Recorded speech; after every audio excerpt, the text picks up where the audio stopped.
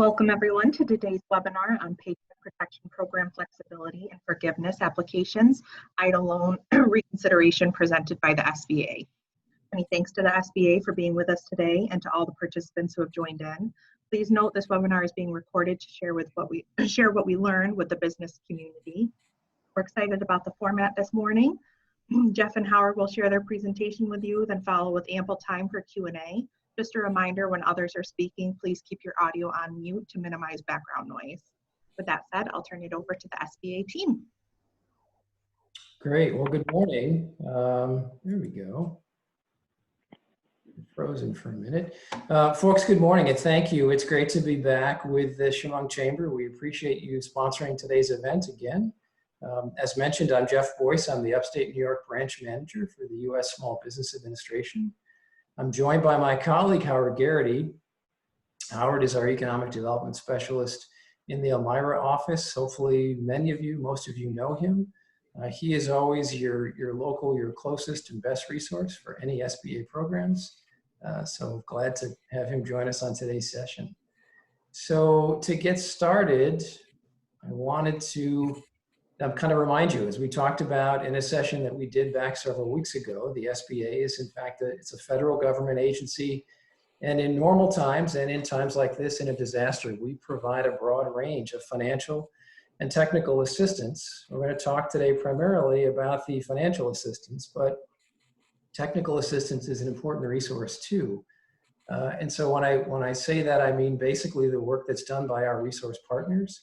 So the Small Business Development Center Network, SBDCs, SCORE, the Women's Business Centers, and the Veterans Business Outreach Centers.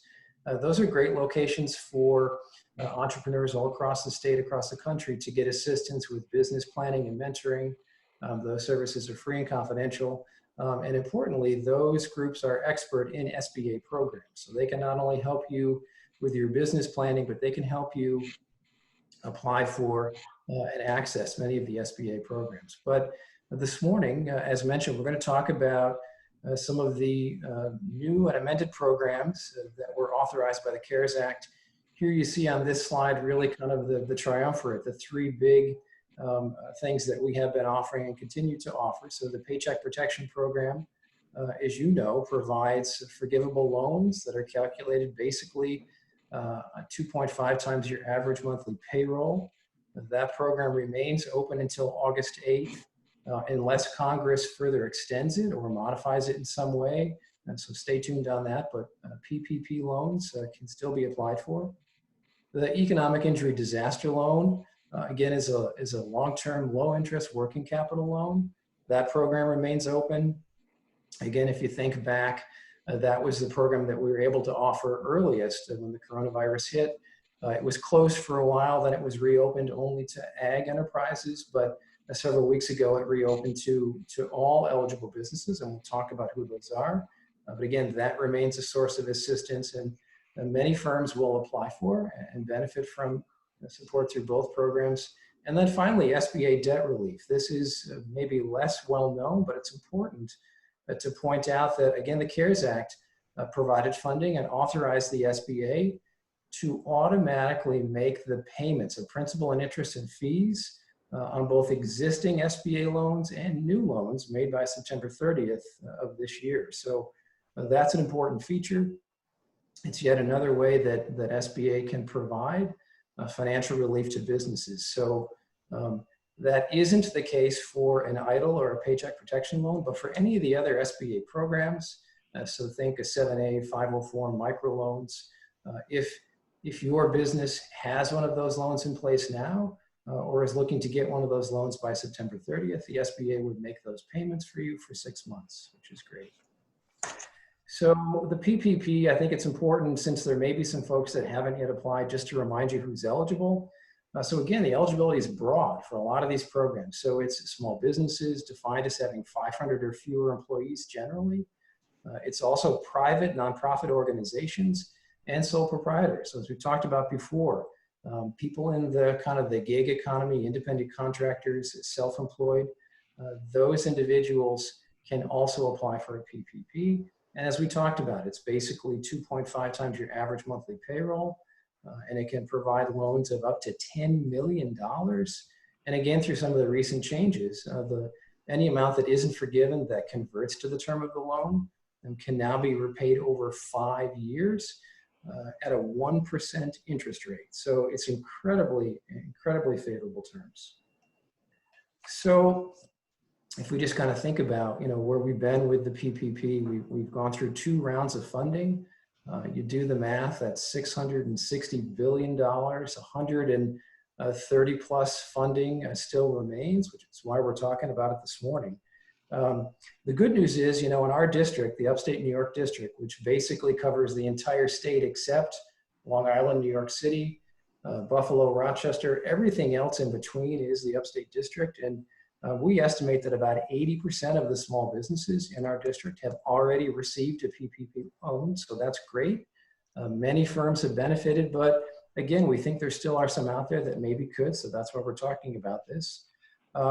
Interestingly, a few weeks back, the SBA posted on their website comprehensive data on all the businesses that have received PPP funding to date. So if you're curious, you can certainly search that and get information.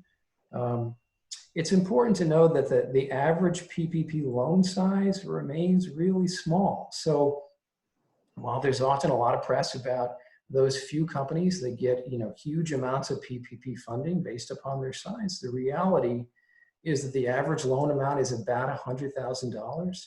So if you're getting that based upon 2.5 times your average monthly payroll, at $100,000, you are truly a small business, one of the smaller of the small businesses, and that's great. That means that we're really helping those firms that perhaps most need and can benefit from the funding.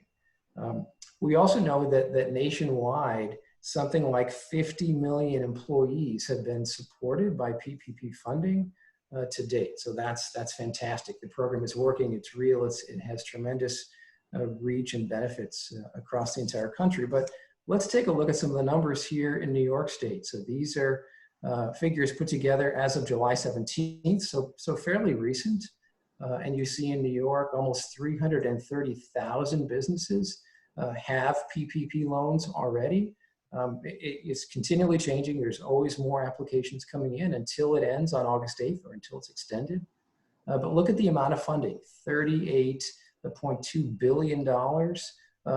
That's massive. So that's what that program has brought in terms of a capital infusion to the economy of New York State. And below that, you see some national numbers, which of course are just orders of magnitude larger. Really substantial impact. So again, how to apply? We've talked about this before. You apply not through us, the SBA, but through an authorized 7A lender. So you go to a bank or a credit union that's authorized to make SBA loans, and that's where you apply. So help us spread the word if you know of companies that haven't applied yet. But let's talk this morning about some of the changes, right? So there was PPP through the CARES Act, and PPP was extended and there was more money. And then there was the PPP Flexibility Act. And so that took a good program and made it even better. And so here are some of the things it did, right? So previously you had to spend the monies that you received through PPP in an 8-week time period. That has now been extended to 24 weeks. So the way you calculate your loan is the same. So how much you can get is the same, but you have much more time to spend it. That's good. That's in response to feedback from companies. And similarly, you are required to spend less on payroll, now only 60% or more on payroll, 40% or less on rent, utilities, and business mortgage interest to achieve full forgiveness. So again, Congress and the administration heard from companies. They wanted more time to spend the money. They wanted to be able to spend more of the funds on non-payroll costs, and they can. So that's great. Some other changes. So we talked about the fact that previously any amounts that were not fully forgiven convert to the term of a loan. That used to be a 2-year loan. Now it's a 5-year loan. So you've got more time to repay that. And for loans made after June 5th, that's automatic. You've got the 5 years. For loans made previously in the program, it's something that the borrower and the lender can mutually agree to. And the repayment time is now further deferred up to 10 months. So again, all these changes are basically extending, broadening, making things more flexible.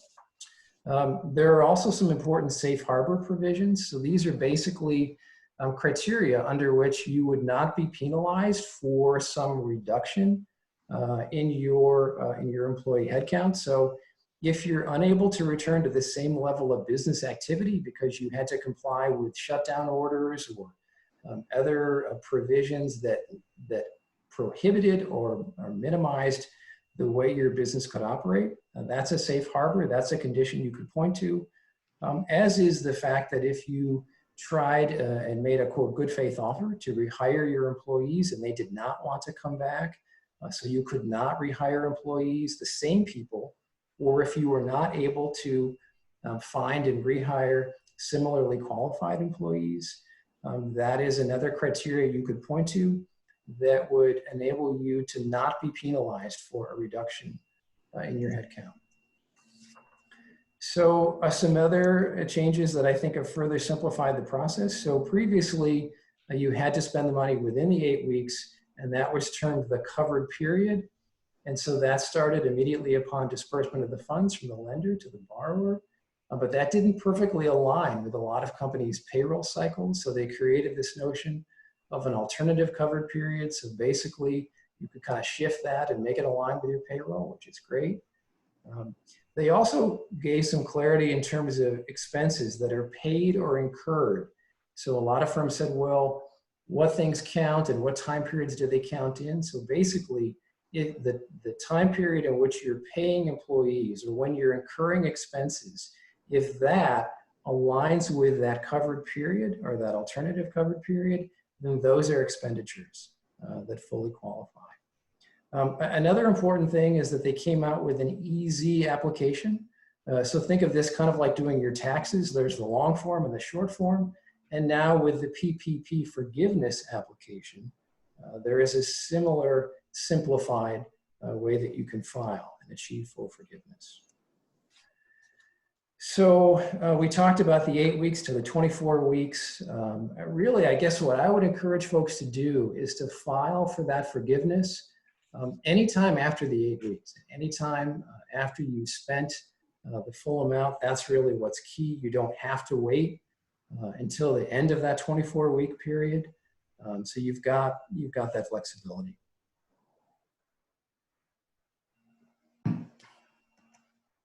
So again, some other, excuse me, some other key points. There are actual time periods built into the process to be sure that it keeps moving. So when you file for forgiveness, the lender has 60 days or less to review that submission and to process that and to give it to the SBA. Similarly, the SBA has 90 days or less to do its thing to review what the lender sends to us and to basically certify that or to reject it or to seek more information. So again, while these timeframes, excuse me, are fairly broad, at least you have some certainty. You know it's sort of the outside parameters under which the process should take place. So again, that's helpful. Finally, you see here that even though a lot of the timeframes have been extended or broadened, the maximum amount that you can claim is still the same. It's that $100,000 salary over the 8-week period. So that hasn't grown. You can't essentially qualify for more, but all the terms for using the funds and for applying for forgiveness are much more beneficial. So I mentioned the different forms here. You see them, and really the easy form enables you to avoid the worksheet and the Schedule A. It's just the application itself. And we'll talk about the criteria under which you could use that simplified form. It's basically this, right? And this is important. So who can use the short form? It's businesses that meet one of these three criteria. So number one, you have no employees. That is one criteria for using the short form. So if you are self-employed, independent contractor, you do not have to file that worksheet and that Schedule A. Similarly, if you can certify that you did not reduce wages by more than 25% and did not reduce employees, you can use the short form. Because again, what the long form does is takes you through all the calculations. If you did reduce those things so that they can figure out the proportional reduction in your forgiveness. So if you have no employees, or if you didn't reduce headcount or wages, you can also use the short form. But it's the third one that I think, frankly, is most interesting. So the third criteria is if you did not reduce wages by more than 25% and you had one of those safe harbor provisions. You were unable to operate because of the restrictions placed on your business by state or federal officials. So what that says is maybe you did reduce your headcount, but you have a good reason why, and you weren't able to staff back up, you could still use that short form. So this is important. There are great instructions that go with both of the applications. And the best advice we can give you is really read those carefully, work with your, with your SBDC counselor, with your accountant, with your attorney, to be sure that you're filling those out in a clear and consistent way. Here are some more of those provisions that would enable you to avoid any adverse impacts for a reduction in headcount. So you had to have made a written offer to rehire employees, and if they refused it, that's okay. You tried to bring them back. Similarly, some other criteria here at the bottom. So if you had to fire employees for cause, if employees voluntarily resigned, or if they voluntarily requested a reduction in their hours, those would also not be adversely impacting the business. And so those are things that happen in sort of the natural course of running your business. So that's important. Okay, so that's a kind of a high level in terms of the Paycheck Protection Program and some of the additional flexibilities that hopefully make it even more enticing and more usable for applicants. But we want to also talk quickly about the Economic Injury Disaster Loan Program because that remains available and is another important source of assistance. So EIDL, here you see some numbers for New York State. And what I draw your attention to is, again, the amount of funding this program has already brought to our state's economy. So if you remember, early in the process, there was also this EIDL Advance, which was that up to $10,000 grant that you could apply for. That piece of the program has sunsetted, but the EIDL loan program itself remains available. But look at the numbers, right? So $13 billion in EIDL loans made to date, and another $1.3 billion in EIDL advances, payments made to New York firms. So that's incredibly helpful for our economy. And again, below that, you see some of the national numbers. So just to remind you, so the EIDL loan is, again, the eligibility is very broad. Again, it's the small businesses with 500 or fewer employees. It's the sole proprietors, independent contractors, all of those kind of one-person operations. It is the private nonprofit organizations. It does also include agricultural businesses, which traditionally under EIDL, they were not eligible, but that was another change. So again, many, many types of businesses and private nonprofits can qualify. And we want to just remind you some things. So you apply not through an SBA partner, but through our website. So it's different for this program. You go to sba.gov. The application is incredibly streamlined and simplified. It should take you certainly less than an hour. Honestly, it's very basic and you can probably do it in 10 or 15 minutes.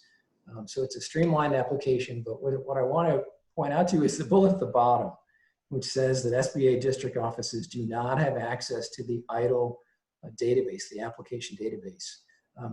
We received lots of calls. We still get a few, Howard and I, for folks that have applied and they want to know the status. Unfortunately, we don't have access to that. There's a separate group within SBA, the Office of Disaster Assistance, that processes EIDL loans. So your best bet is to apply, get that confirmation number, and always call that special number that you see here listed to get information on the status of your EIDL loan.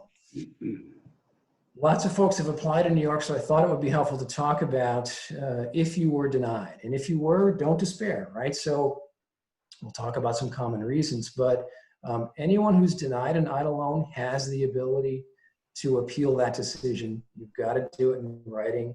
You've got to provide some good information that basically lets that review person overcome the denial. And you see here at the bottom different ways to submit. I would only recommend submitting in writing via email. I would not fax, I would not mail, I would use email. Here are some of the most common reasons that EIDL loans are denied, right? So unsatisfactory credit. This is a loan. This is not a grant. This is not meant to be a forgivable loan. This is a loan that SBA fully expects to make and to get back. So step one in the review process is a credit check.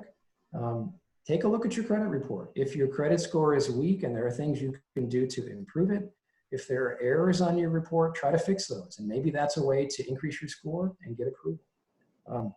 Some borrowers might want to think about a co-applicant, again, as a way to strengthen their credit position. The second reason here, it says economic injury not substantiated. And if you get that message in your denial, what that probably means is you didn't necessarily maybe put in the correct information in the application, where it asks about your sales and your cost of goods sold and then your net profits. That's some very basic information, because the EIDL loan is intended to be and to provide a business with 6 months of working capital. So we have to know sort of what your cash flow and what your profit margin is. If you put those numbers in incorrectly and it shows that you're not revenue positive, you're not making a profit or making a very small amount, that would be a reason for rejection, because again, it's a loan and it's meant to be repaid. If the business is not profitable, it suggests that you might not be able to. So maybe you got those numbers wrong. You'd be able to provide some updated information, maybe a profit and loss statement. So that would certainly be helpful. The third reason here says character reasons. So there are some questions on the application that ask about any previous criminal offenses. It isn't an automatic disqualifier, but really what you need to provide more information on is what was the offense, how long ago did it happen, and what was the disposition. The answers to those questions might, turn that frown upside down. It might produce a positive outcome. The fourth item here says applicant requested a change in plans or failed to proceed. While it's rare, sometimes people forget to sort of keep up with the process. They miss an email or something and they don't respond, and somehow it doesn't seem like they've taken the offer. If you receive an EIDL loan offer, it's good for 60 days and then it expires. So that's a common reason why you might get this message. Maybe you didn't respond to an email, provide a little more information, click the accept button. So that's important. Number 5, is pretty important, not a small business. Again, if you put information down that suggests you have more than 500 employees, that would obviously be a reason to disqualify you. Not eligible due to delinquent child support payment, I think is self-explanatory.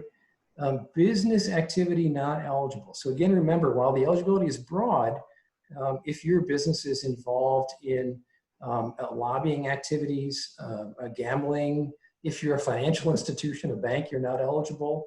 Or if you're involved in any illegal activities, one of which the federal government still considers illegal is businesses pertaining to marijuana.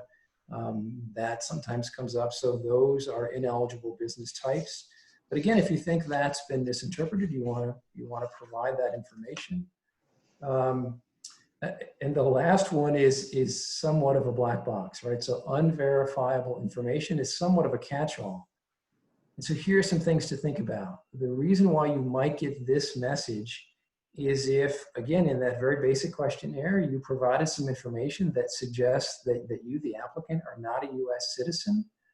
That might trigger a denial, but again, you might have some information to help overcome that. Perhaps you have legal status to be in this country, even if you're not a citizen, and you could provide that. Another more common thing is a disconnect between some of the names of the business and the banking information. So to prevent fraud, the SBA systems look to match bank accounts and the name of that bank account with the business applicant. They should be the same, ideally. If they're not, that might trigger denial, but there might be a reason why you could explain. Similarly, when you're providing bank account numbers or ACH numbers, sometimes people simply have a typo. And if SBA tries to disperse funds and it kicks back because the number's wrong, that could be a reason. And finally, maybe you did a typo in your EIN or your Social Security number, your taxpayer ID number, and SBA would check that and it would match potentially another applicant, which could indicate fraud. So that could be yet another reason for rejection. And it could be a simple typo, which you could easily correct. So I wanted to give you those reasons, and hopefully if anyone is in that boat, that gives you some good direction in terms of how to really submit that appeal, make a strong case to hopefully get that loan if you are eligible, and to proceed. So with that, I think we have a little bit of time for questions. Yes?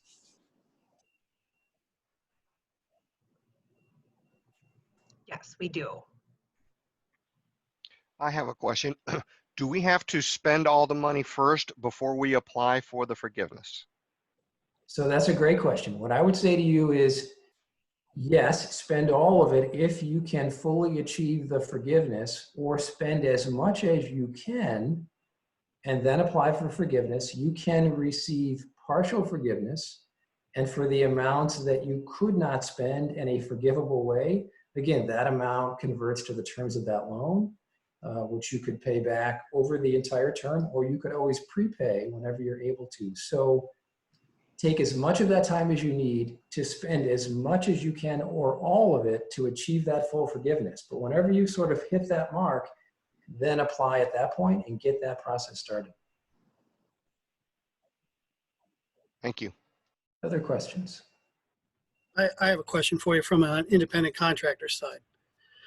So when we filled out the loan application, it really looked like about 80% was going to be forgiven, because as an independent contractor, it's all income, and then we pay our bills, out of our own pocket. Looking at the 3508 EZ, that does not look to be the case now. It looks like it's 100% forgivable when you go through the calculation. Is that correct?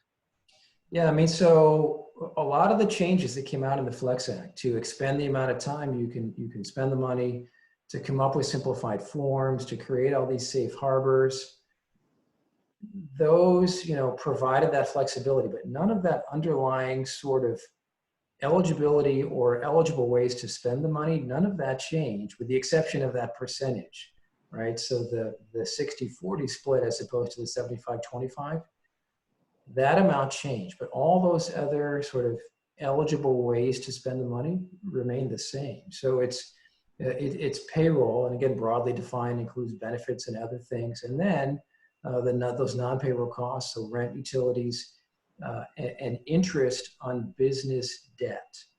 Those are those non-payroll costs that remain the same. There weren't any new categories or broadening of those definitions. That remained the same.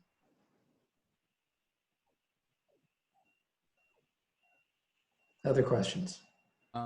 I just received notice yesterday that the program for forgiveness applications was delayed until August 10th through a CFO group I'm in. Is that, you mentioned to apply as soon as we can, so I'm a little confused. Yeah, so almost correct, not quite. So it wasn't delayed. What was announced is that the SBA has just opened the process by which lenders can submit PPP forgiveness applications to the SBA. So it's just starting. So the program is scheduled to sunset August 8th, no new applications unless it's extended. And the process to apply for forgiveness will start on August 10th. Now, if you were a very early recipient of PPP and you've already spent your monies and you've gathered all of your documentations and you've completed the forgiveness application, you can take that to the lender now, and you can be working with the lender, but they cannot take it and then submit it to the SBA until August 10th. So that's what was announced. The fact that that process will open. SBA is now working to educate lenders on that new system, get them access, provide both lenders and borrowers with additional clarity on sort of the details of that process. But that's what that message was about, is that the forgiveness application portal and process to take those in will open on August 10th. All right, thank you. You still got a couple minutes, I think. Another Pamela Keeley here. I just have a question for businesses that have utilized the shared work program, which a lot have done here, especially manufacturers. How does that impact their PPP forgiveness? So again, on the back end, you're calculating your FTEs. So if employees have if overall, kind of looking at the business in general, if that shared work has resulted in a reduction of the FTEs, then that would be taken into account. However, remember, one of those caveats was voluntarily reducing hours. So if that is the case, right, so if it wasn't sort of a forced situation, but employees asked to participate in that kind of a shared work and voluntarily reduce their hours, then that would not adversely impact the business or the nonprofit organization when they file for the forgiveness.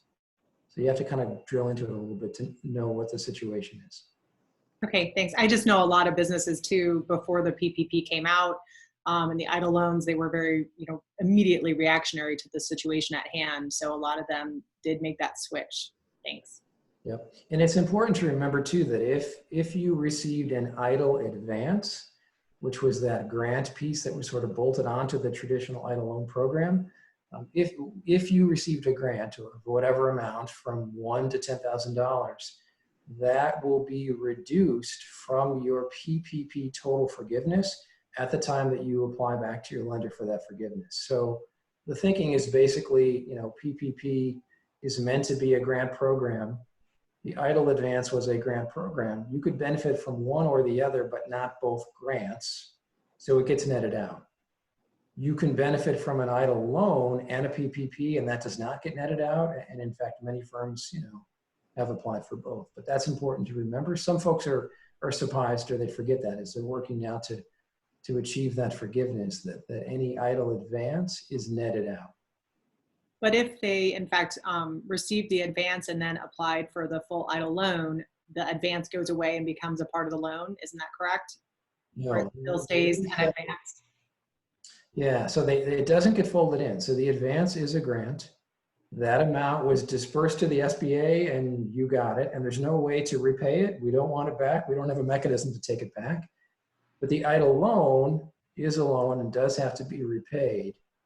And so the sort of interplay between the programs is if you got the EIDL advance, which is a grant, that gets netted out of your PPP maximum forgiveness. Great, thanks. Yeah. So I guess in closing, the points I want to make are these two programs are still open. While we know we have, as I said in my remarks earlier, probably touched 80% of small businesses in New York State, we know there's many more. And so if you know of firms that could benefit from either one of these programs, I encourage you to tell them that the programs are still open.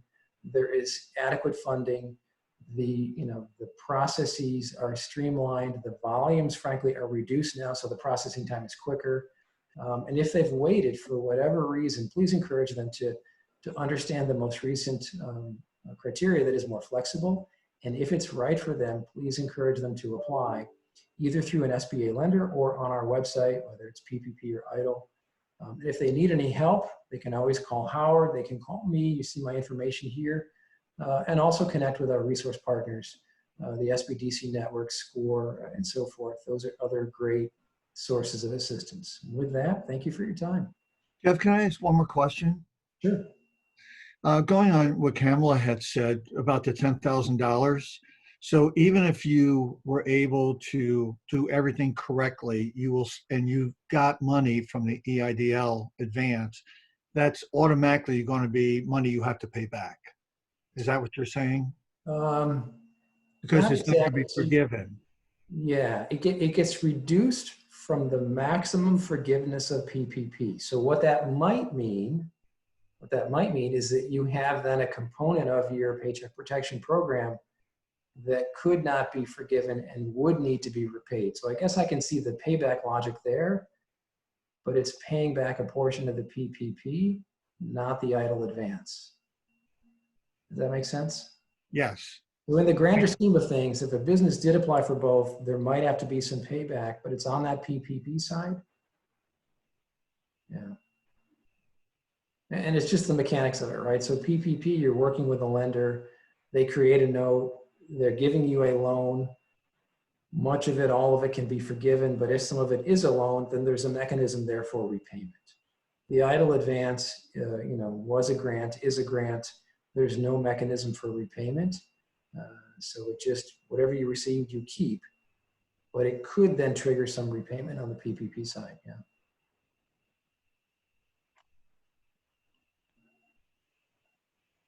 Anything more? We did have a question in the chat. Jeff, it just says, what is the amount of the loan you don't have to show proof of payroll? And I'm not sure who that was from. It just says user. So if you're still on the line and you wanted to add to that, please do. Yeah, so that's probably somebody who has read, so there's a lot of different proposals out there now that have been getting coverage in the media about potential changes to the PPP, enhancements, further flexibility. None of those have passed and become law, but I think that's what this person has probably read and heard about. There are some, proposals to say that, all PPP loans below a certain amount could potentially be automatically forgiven, and there wouldn't need to be any sort of application or proof. That is only a proposal. That is not, in fact, how the program currently works. Certainly, if that change becomes law, we'll message that out, but that is not the case. And right now, no matter how little you borrowed, you have to file that application for forgiveness and provide some documentation of how those funds were spent in a way that's eligible for partial or full forgiveness.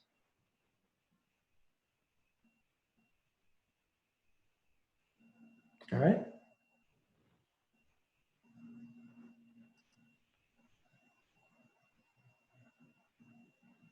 Kamala, are we good? Seems like we are. I'm surprised there aren't more questions, but I think people are still digesting the information. And obviously we'll send out your information to participants. So if they have further questions, they can reach out with you directly or Howard.